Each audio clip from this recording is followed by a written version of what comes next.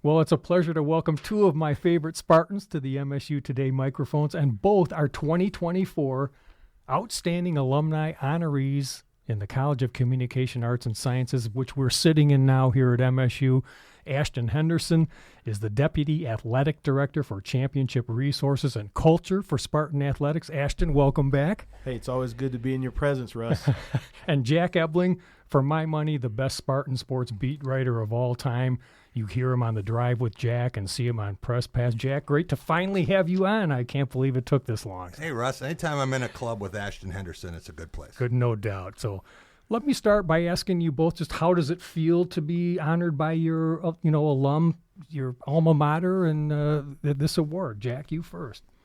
Unbelievable. I couldn't imagine something like this when you think how many incredible people have come through Com Art Sci. We talk about 60,000 graduates, and it's always nice to be recognized by your alma mater. Ashton, how does it feel to you? I think it's surreal. You know, you think about where you come from. You look at a place. I'm from Florida, so geographically, did it make sense for Floridian to be in the Midwest? And, you know, for me, my faith is quintessential to who I am, and I go back to that the Lord strategically brought me to Michigan State. And it wasn't the athletic prowess.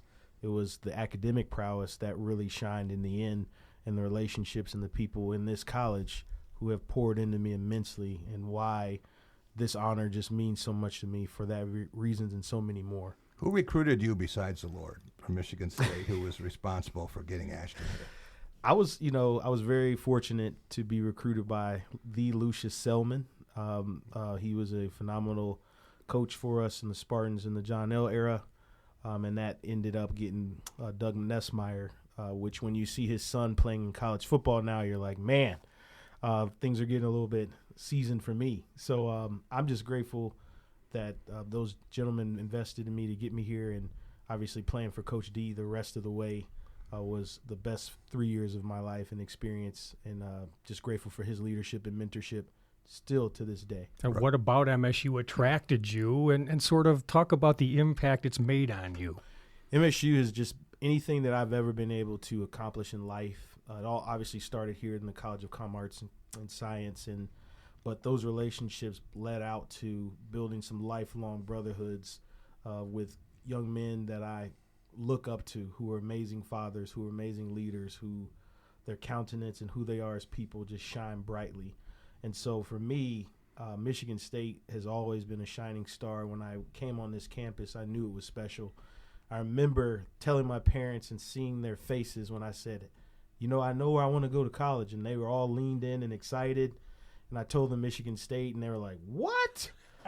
And so, but I think, fast forward almost 18 years now, and they're coming back here in the next several weeks to see me get honored, which gives them chills, gives me chills that happened, and they gave me the autonomy to make that decision. Yeah. And Jack, what originally brought you to MSU in the 70s, and how has it impacted you? I was going to say first, Russ, that everyone is grateful that Ashton made that decision except Northwestern, the greatest comeback in NCAA I was going to history, get to right? that. Ashton, your scoop and score off of Devin Thomas's block punts began the greatest comeback in the history of college football, October 21st, 2006. How does it? There you go, man. My agent Jack's always got that down packed. Love it. High snap, and they blocked the kick. The Spartans blocked the kick. Devin Thomas has blocked the kick. Going, George. It's scooped up. And going to the end zone is Ashton Henderson down the left sideline. He's into the end zone. Touchdown, MSU. Audio courtesy of Scott Moore and the Spartan Sports Network. I came here a century ago, seems like, in the late 1960s. And truth be told, my dad was a Michigan fan. I grew up going to Michigan games. And it was my freshman year of high school, and we had a field trip up here. And we went to State Capitol in the morning, and then we were supposed to go to the planetarium on campus in the afternoon. And I didn't want to sit in a dark place. I figured I'd fall asleep. So, very curious guy. I said, wow, look at this place. I'm going to roam around here for a couple hours, and they won't know I wasn't in there. So I wandered across and I went into the Union building. And I heard pool balls. So I went downstairs and walked around the corner and smack, right into the biggest person I had ever seen. And I think my head hit him just about the navel. And I looked up and up and up, and it was Charles Bubba Smith. Wow. And I had more fun. I almost missed the bus going back to suburban Detroit. But I said then, man, this is the coolest place on earth. And then 3 years later, when I enrolled, I found out I was right.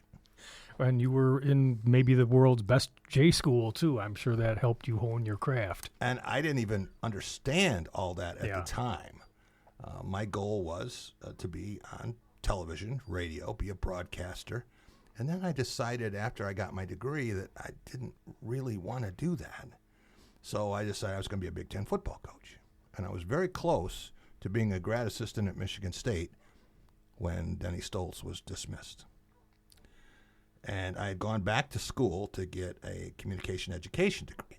And I taught in schools and things. And somehow I wandered into, it's a long story, the Lansing State Journal. And they couldn't get rid of me for 25 years. A guy named Ed Sinesco was responsible. I mean, talk about dumb luck. I see these people now, students who are so gifted and so prepared, and they've done all the right things in the internships, and they can't get a break. And everything I've ever done has been dumb luck. So, just managed to be there and then wind up 25 years later back in television, radio, and writing books. And just, my dad used to say before he died, "Kid, you ever going to get a real job?" And I guess the answer is no, Dad. And Ashton, let me ask you, because we mentioned you're the Deputy Athletic Director for Championship Resources and Culture. Talk about what championship resources are and the culture you're after.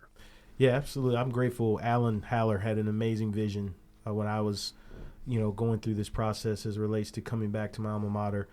But it all goes back to people. Jim Pignataro was a shining star and a light to me and provided a path to get to Com Art Science, as well as support me to get my master's and stick around. But Championship Resources is something that you see that moniker, you see that nomenclature becoming more prevalent throughout the intercollegiate athletic space. You can't win championships unless you have the ultimate folks and optimal opportunities and experiences for them to thrive. So, for example, many would equate that moniker to go with external-facing marketing, tickets, fundraising, all those different elements of the game. But for us, it's athletic training, it's nutrition, it's athletic performance, it's mental health, it's sports science. It's really understanding those areas and really putting our resources into spaces where our athletes can be the best versions of themselves. And you can see through Alan's vision what has come to be when you invest in Olympic sports, when you invest in every sport that we have, and the success that are coming from those trees of investment through Champions Edge, which is a program and platform that fuels all the initiatives that we have. So for me, there's 9 units that I champion. I have 10 direct reports, and we're all in a relentless pursuit to provide the best outputs and outcomes for our student athletes every single day.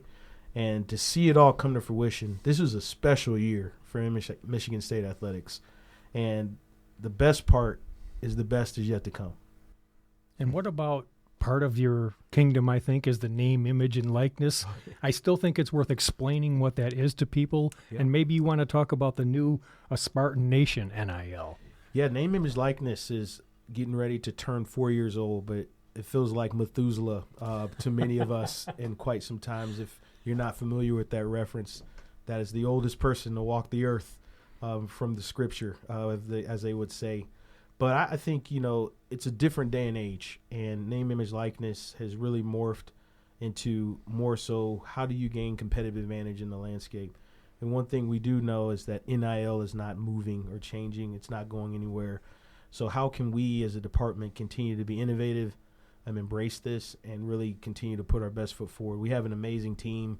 We have Alex Bresky, Darian Harris, and many others who are helping us lead the charge to be the best. In fact, Michigan State, still the reigning best institutional program in the country for NIL innovation and empowerment. which is through our partnership with the Eli Broad College of Business and the Multicultural Business Programs, which leads to what we do, which is a shameless plug.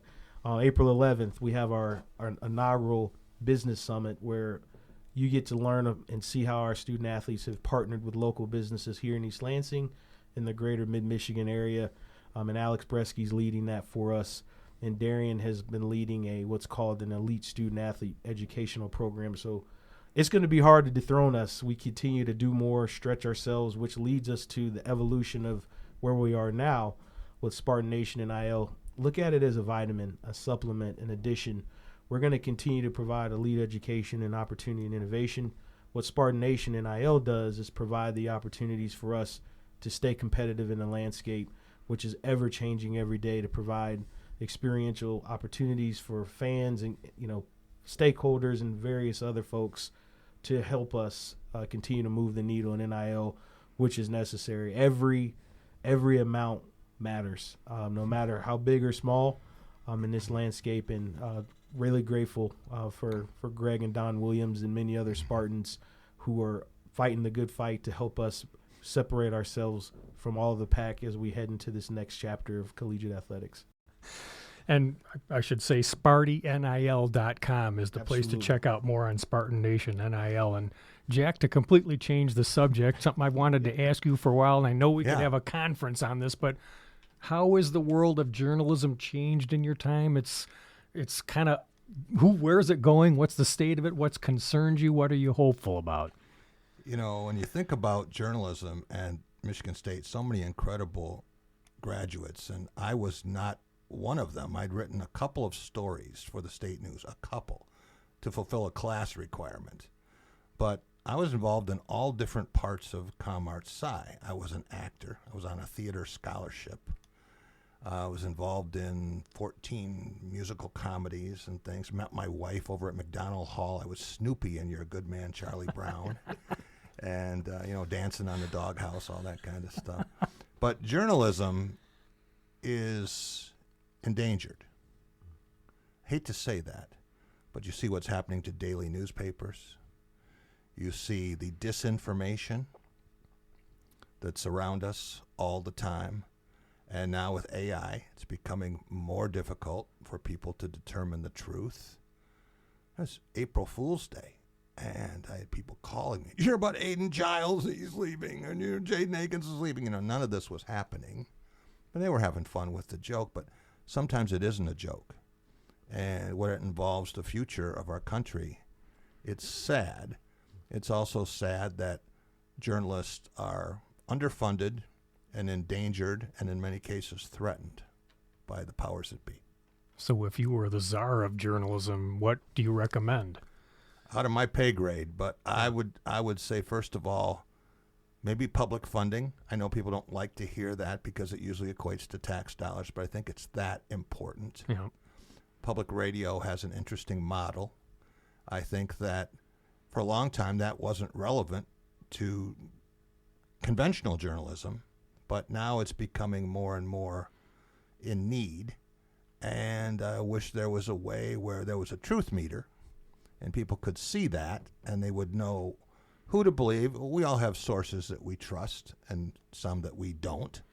But for a lot of people now, that line has become so blurred. When you hear about things like alternate facts, I don't know, alternate facts. There's facts are not facts. And right now people are saying, well, it's just someone's perspective on it, not understanding that journalism is all about truth. Yeah, I would love to.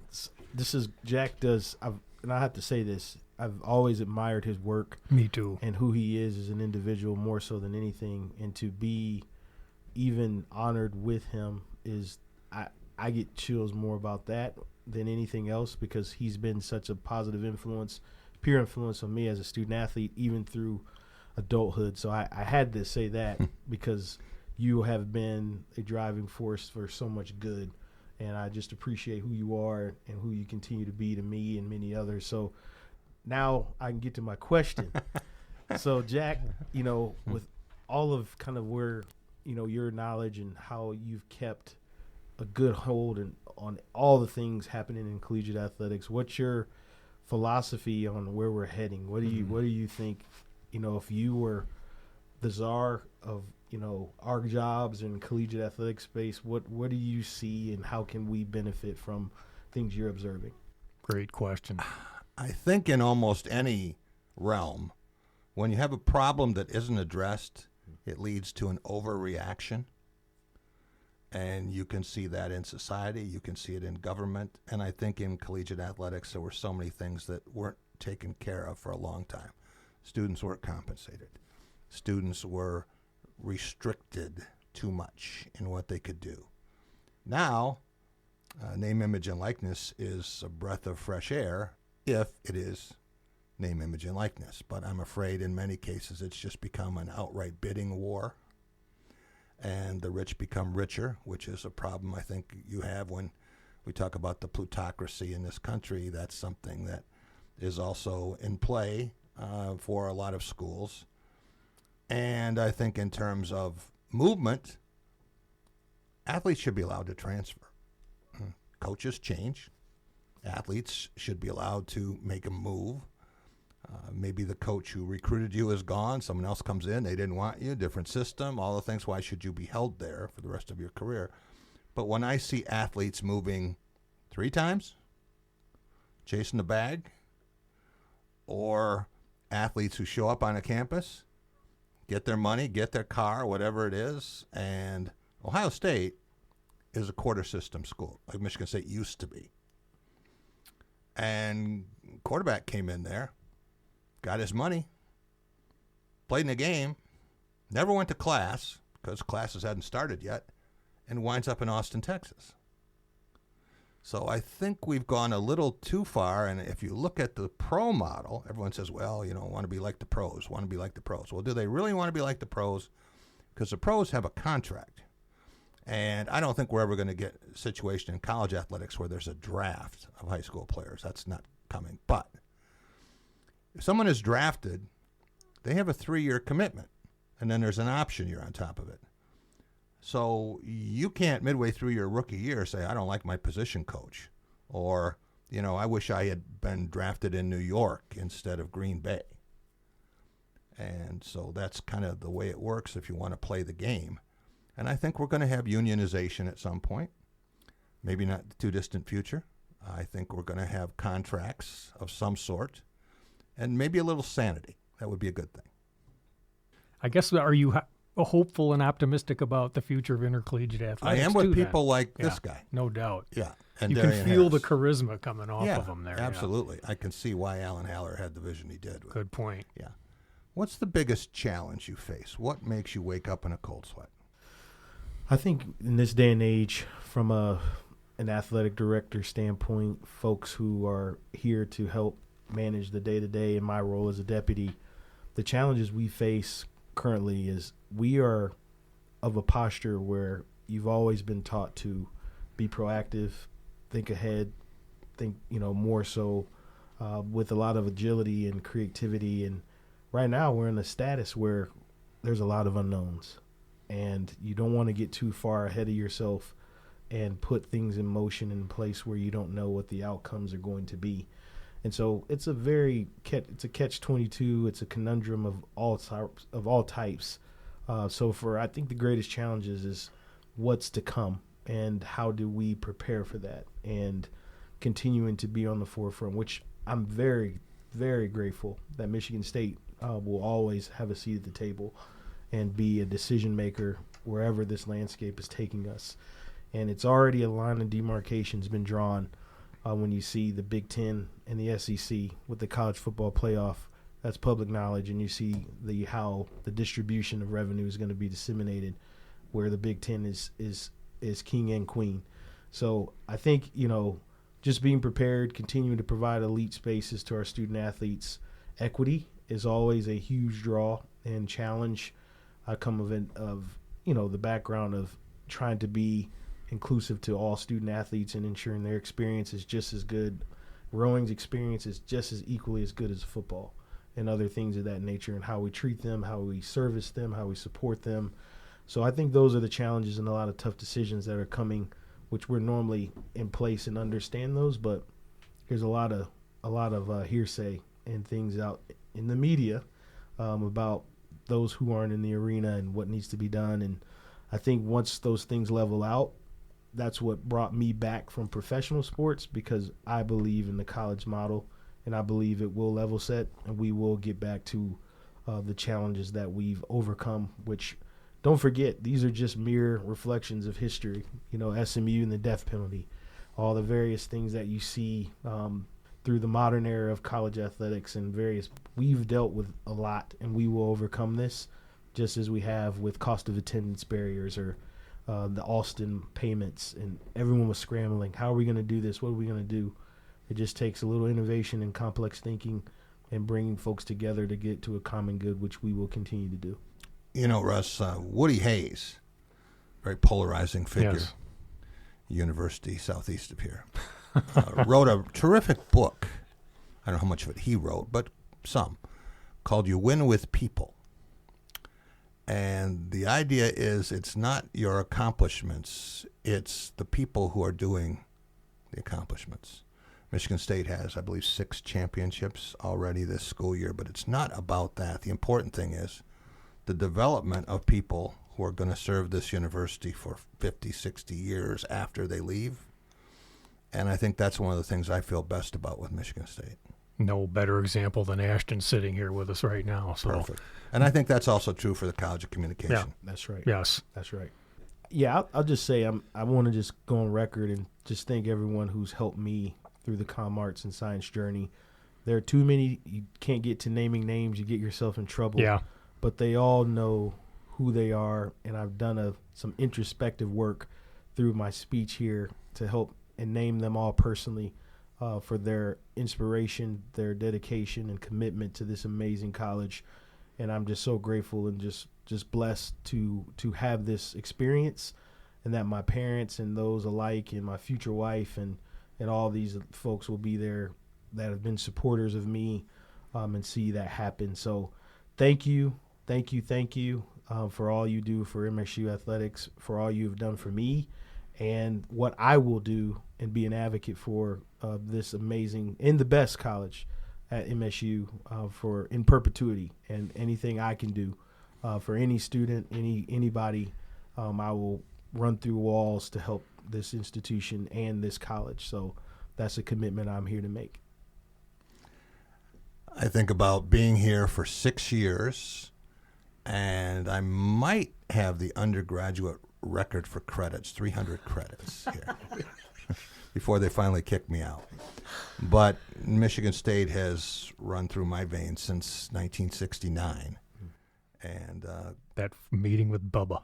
yeah, right. Well, yes. Did you shoot exactly. pool with him, by the way? I did not. I wish I had. But 25 years later, I wound up with him in New York at his College Football Hall of Fame induction. I have a great picture of the two of us in tuxedos talking about it. And I think I told him that story, and he went, ooh. You know. But I can tell you that having had a career, I've now seen 55 straight Michigan State football games. I've covered, actually, 13 Michigan State head football coaches. Wow. Only 3 basketball coaches. Thank you, Tom. Yes. So, it's been a labor of love, to say the least. Well, Ashton and Jack, congratulations again. Thanks so much for coming in and chatting with me today.